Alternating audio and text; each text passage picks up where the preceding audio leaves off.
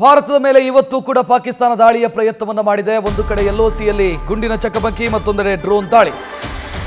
ಕದನ ವಿರಾಮ ಘೋಷಿಸಿ ನಗೆಪಾಟಲಿಗೀಡಾದರ ಟ್ರಂಪ್ ಅನ್ನುವಂಥ ಪ್ರಶ್ನೆ ಇಲ್ಲಿ. ಭಾರತ ಪಾಕಿಸ್ತಾನದ ನಡುವೆ ಕದನ ವಿರಾಮ ಘೋಷಣೆ ಮಾಡಿದ್ದಾರೆ. ಎರಡು ಜವಾಬ್ದಾರಿಯುತ ರಾಷ್ಟ್ರಗಳು ಕಾಮನ್ ಸೆನ್ಸ್ ಅನ್ನು ಯೂಸ್ ಮಾಡಿದ್ದಾವೆ ಅಂತ ಹೇಳಿದ್ರು ಅವರು. ಟ್ರಂಪ್ಗೆ ಗೊತ್ತಿರಲಿಲ್ಲ ಭಾರತಕ್ಕೆ ಜವಾಬ್ದಾರಿ ಇದೆ, ಅದಕ್ಕೆ ಜವಾಬ್ದಾರಿ ಸತ್ತಿದೆ ಅಂತ ಪಾಕಿಸ್ತಾನಕ್ಕೆ. ಭಾರತ ನಂಬಿಕೆಗೆ ಯೋಗ್ಯ ರಾಷ್ಟ್ರ, ಪಾಕಿಸ್ತಾನ ನಂಬಿಕೆಗೆ ಯೋಗ್ಯ ರಾಷ್ಟ್ರ ಅಲ್ಲ ಅನ್ನೋದು ಟ್ರಂಪ್ಗೆ ಗೊತ್ತಿತ್ತೋ ಇಲ್ವೋ. ನಾನೇ ಸಂಧಾನ ಮಾಡಿದೆ, ಮಧ್ಯಸ್ಥಿಕೆ ಮಾಡಿದೆ, ಎರಡೂ ರಾಷ್ಟ್ರಗಳು ಒಪ್ಪಿಕೊಂಡಿದ್ದಾವೆ ಕದನ ವಿರಾಮ ಘೋಷಣೆ ಮಾಡೋದಕ್ಕೆ ಅಂತ ಡೊನಾಲ್ಡ್ ಟ್ರಂಪ್ ಹೇಳಿದರು. ಆ ಮೂಲಕ ಜಗತ್ತಿನ ಸಮಸ್ಯೆಯೊಂದನ್ನು ಬಗೆಹರಿಸಿದ್ದೀನಿ ನಾನು ಅಂತ ಪೋಸ್ ಕೊಟ್ಟರು. ಭಾರತ ಕೇಳಿತು.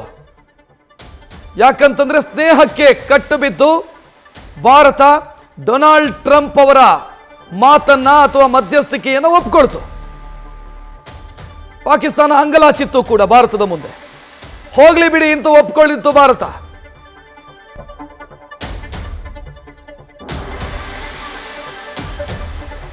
ಪಾಕಿಸ್ತಾನದ ಪರವಾಗಿ ನಾವು ನಿಲ್ತೀವಿ ಅಂತ ಚೀನಾ ಹೇಳ್ಕೊಂಡಿದೆ.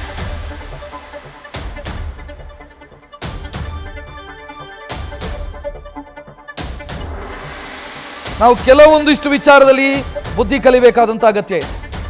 ನಾವು ಅಮೆರಿಕದ ಮಾತನ್ನ ಕೇಳಿ ಸೀಸ್ ಫೈರ್ಗೆ ಒಪ್ಪಿದ್ದು.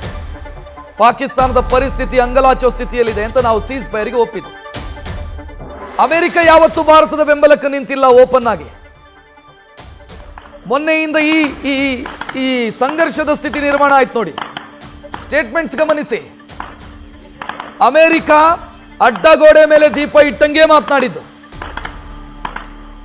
ಆದರೆ ಚೀನಾ ತನ್ನ ನಿಷ್ಠೆ ಪಾಕಿಸ್ತಾನದ ಕಡೆಗೆ ಅನ್ನೋದನ್ನು ಪದೇ ಪದೇ ಸಾಬೀತು ಮಾಡ್ತಾ ಇದೆ.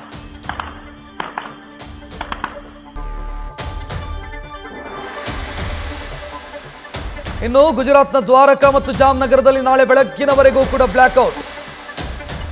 ಗುಜರಾತ್ನ ಕಚ್ನಲ್ಲಿ ಡ್ರೋನ್ ಕಂಡ ಬಳಿಕ ಈ ನಿರ್ಧಾರವನ್ನು ತೆಗೆದುಕೊಳ್ಳಲಾಗಿದೆ. ದ್ವಾರಕಾ ಜಾಮ್ನಗರದಲ್ಲಿ ನಾಳೆ ಬೆಳಗ್ಗಿನವರೆಗೂ ಕೂಡ ವಿದ್ಯುತ್ ಇರಲ್ಲ, ವಿದ್ಯುತ್ ಸ್ಥಗಿತಗೊಳಿಸಲಾಗಿದೆ.